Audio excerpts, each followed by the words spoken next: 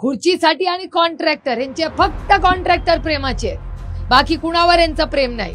कुणाला बहीण आठवली नव्हती लोकसभेमध्ये. लोकसभेच्या रिझल्ट नंतर यांना बहिणी आठवल्या. आधी आठवली होती का बहीण कोणाला? तेव्हा इलेक्शन मध्ये सगळं चाललं होतं यांना.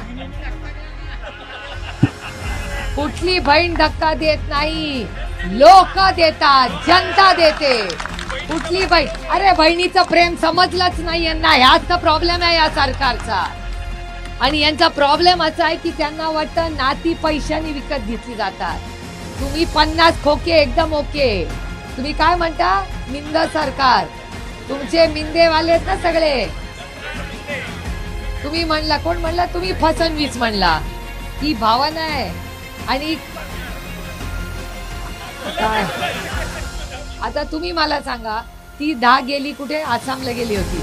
ती 50-20 का काय गेली? ते 50 खोके एकदम ओके. ते 50 घेऊन विकले गेले. म्हणून आम्ही जाणार नाही. आम्ही महिला, स्वाभिमानी महिला आहोत. आम्हाला अभिमान आहे. आणि हे 10 गेले म्हणून तुम्ही विकाऊ नाही आहात, हे पण त्यांना कळलं पाहिजे.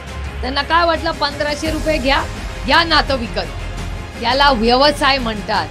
नात्या आणि व्यवसायातलं अंतरच यांना कळलं नाही.